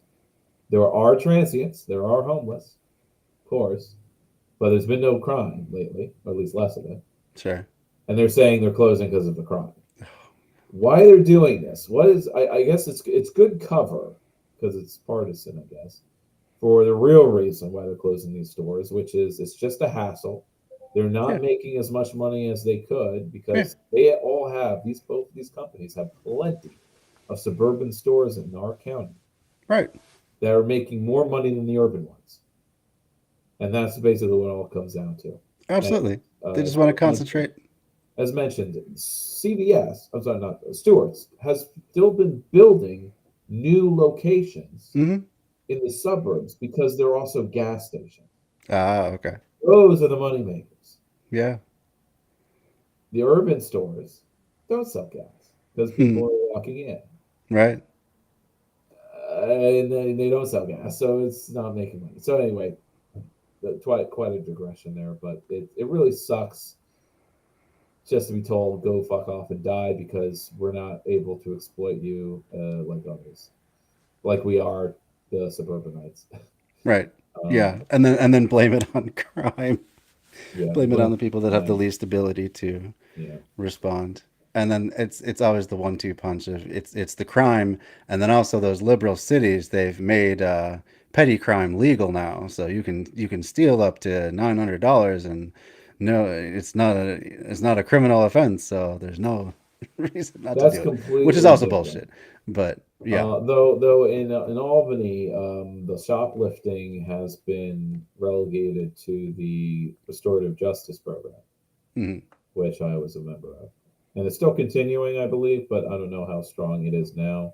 It's shifted to focusing on violent crime, or rather teenagers and gun violence and stuff like that, to divert them out of prison. So it's more about helping the extreme cases than stopping someone who shoplifts from being fined or whatever. right. Yeah, James, actually, I think our only urban Walmart it was in St. Paul, closed recently, and I'm sure it was for the same sort of reason, that the suburban locations were just more profitable. The super centers. Yeah, right. Because you get much better breaks on property tax than if you have, like a super center, 10,000 square feet or more. Yeah, it's that too. Then you're paying less in property taxes, so it ends up being. It's sort of like as the cities rebuild and become more successful and valuable, you have corporations and companies jumping ship. It's no longer economically viable for them to be there. I guess that goes for any kind of business, but except the most gentrified kind. Yeah.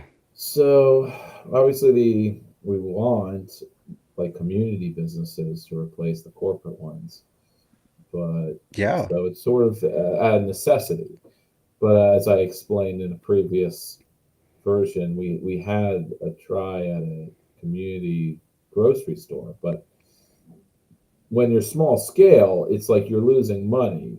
It's only with scale that you can at least break even. Right. And so it's hard to have a small enterprise that does well.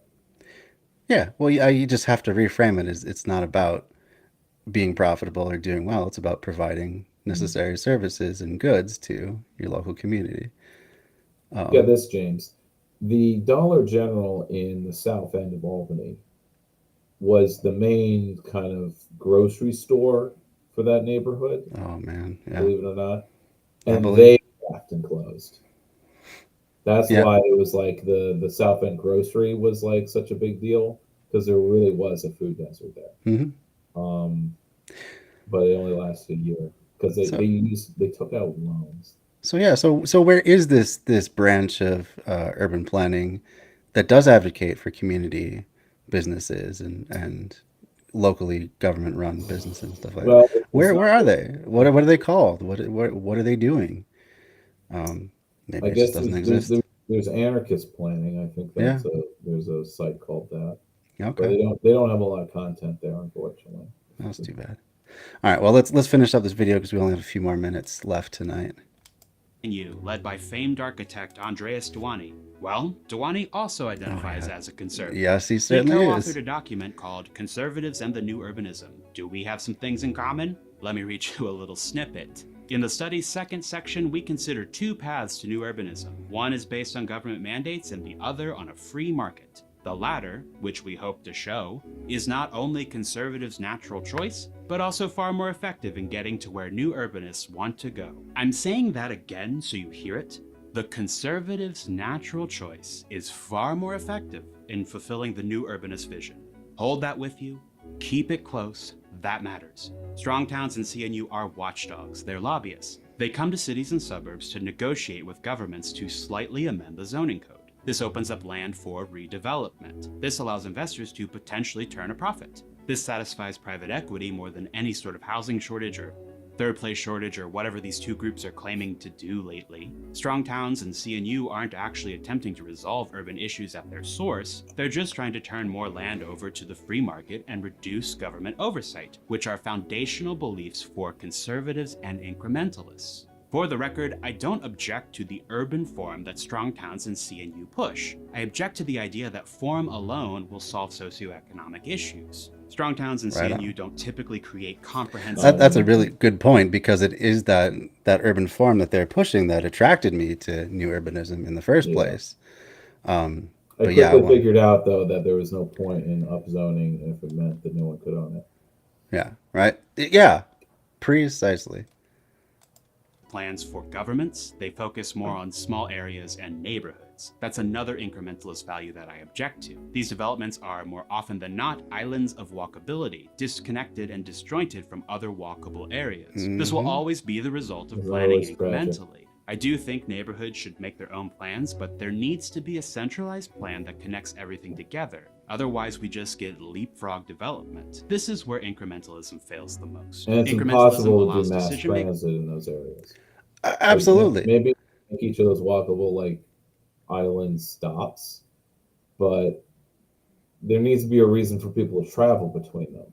Yeah. And if it was anyway, it only works in my area where you're connecting jobs to other jobs, basically. Yeah. I mean, that's the way the bus rapid transit, which just opened its third line. It's to connect various institutions and businesses. Yeah.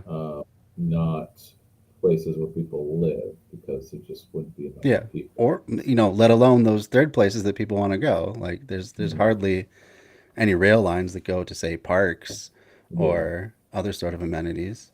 Right. You can only economically justify it by connecting people to jobs, and right, which is why we shouldn't use the profit motive in economics to plan our fucking transportation.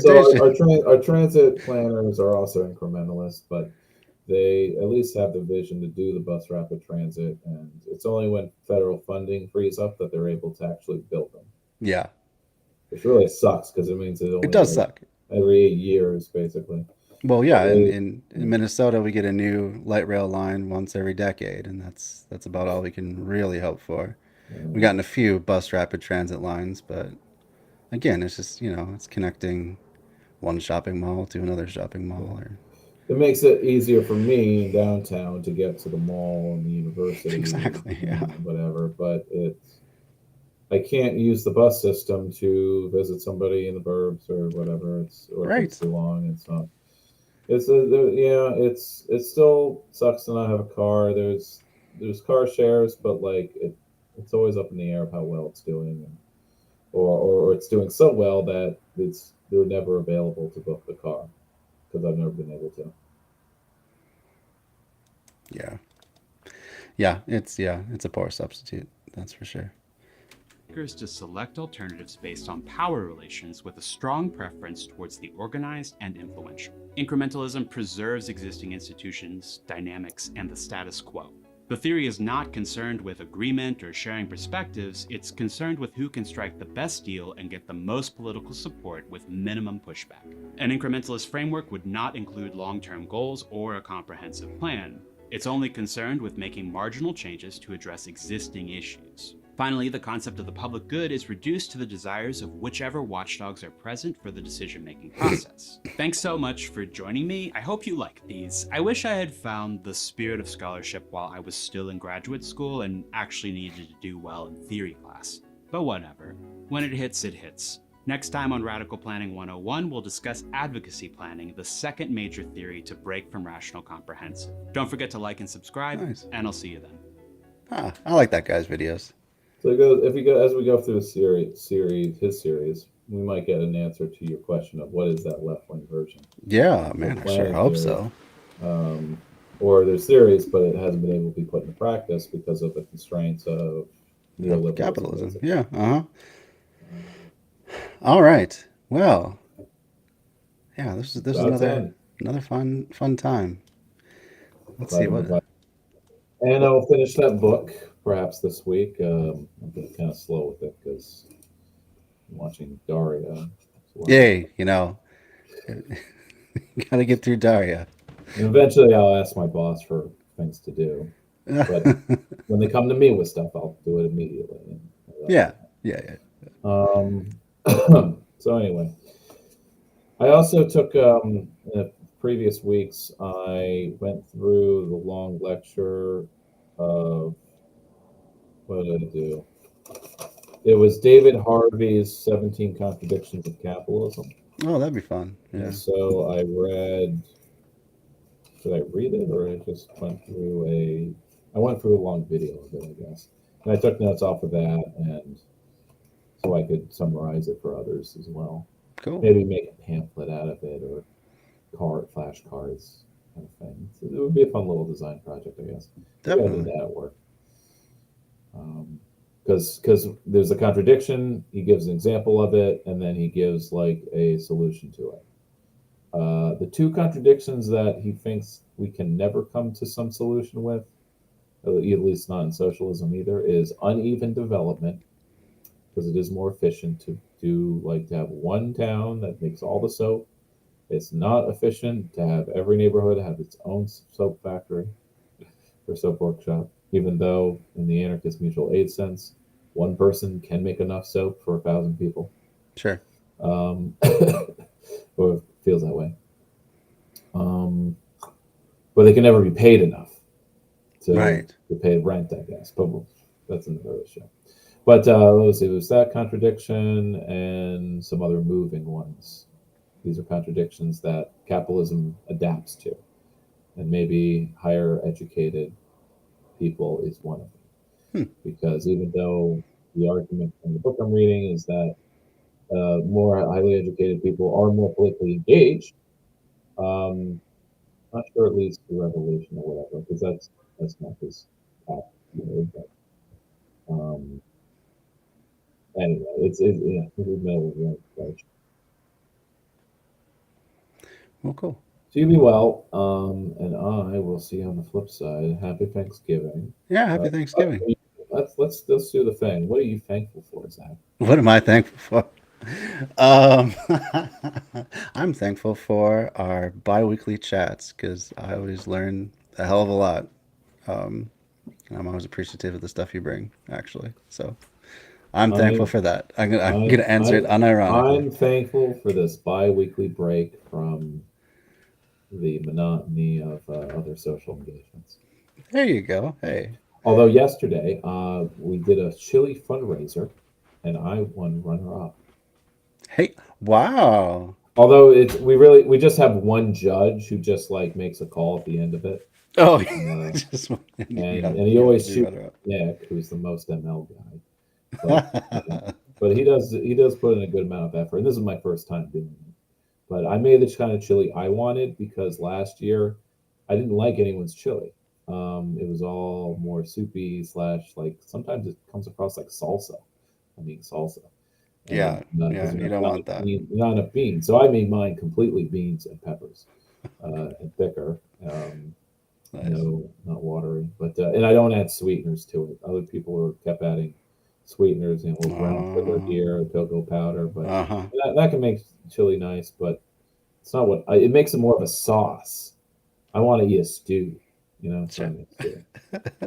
Well, all right. Congrats to that runner-up position. It was for our comrade, and we got a 20-year prison sentence for defending himself on January 6th from Proud Boy. Oh, jeez. I told you that story in a previous outing, if you recall. Yeah, that sucks. Because he didn't take a plea deal that would have given him 5 years. Apparently, he had a car full of weapons, and so it's hard to make a plain defense argument, self-defense argument, if you're coming to an action with a car with weapons,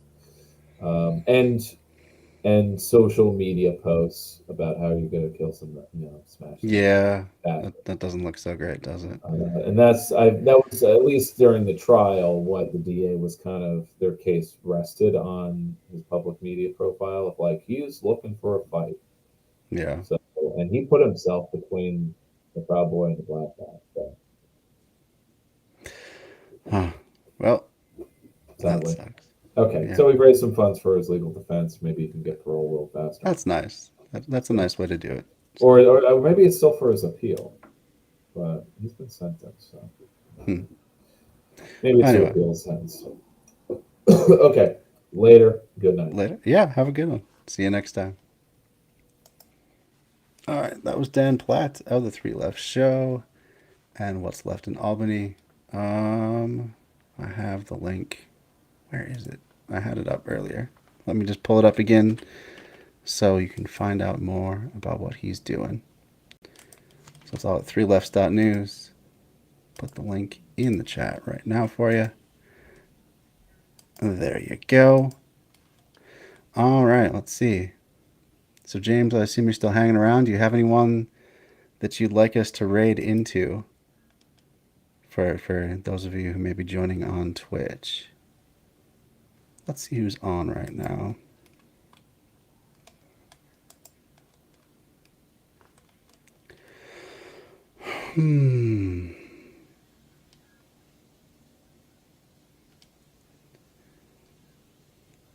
Oh, let's see. Mass praxis.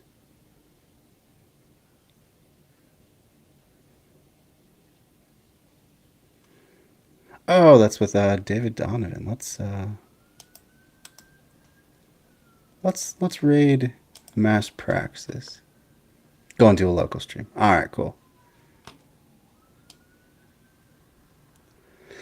Well, in that case, we'll just shout out mass praxis. Check them out sometime on Twitch. A friend of mine does this channel. So yeah, check them out. I have tomorrow off because my schedule has changed now. So I'll be having Mondays off. Looks like I'll be having time enough to do a stream every Monday now. So yeah, thanks James for stopping by. But anyway, so I should be able to be streaming now twice a week at least. Get some time on Monday. So I think tomorrow I'll probably just do more Tears of the Kingdom, Legend of Zelda. But if anyone has anything else they want me to cover, always open to suggestions. So we can do that. We can get back into the theory finally. It's been quite a while since I've done any of the stuff that I actually founded this channel on, which is reading theory and discussing it. But that's all right. I'm really happy with the way the channel has grown and the directions that we've gone in. So yeah, but if you have any suggestions, let me know. Otherwise, I will hope to see you all sometime tomorrow. Probably early morning to midday. I'm not sure when I'll actually be able to get things together and get it started. But whatever it is, hopefully you are following, so you'll get that notification. And if not, now's your reminder to follow and subscribe. And thank you, James. I didn't say it. I typed it in the chat, but thank you very much, James, for your subscription. I really do appreciate that. So that helps out what I do a lot, actually. Just having more people kick in just a couple of bucks here and there really does add up and does make a difference. So I do appreciate that. All right, I will see you all tomorrow. Have a good night. And if we don't see each other before then, happy Thanksgiving, if that's something that you observe. Anyway.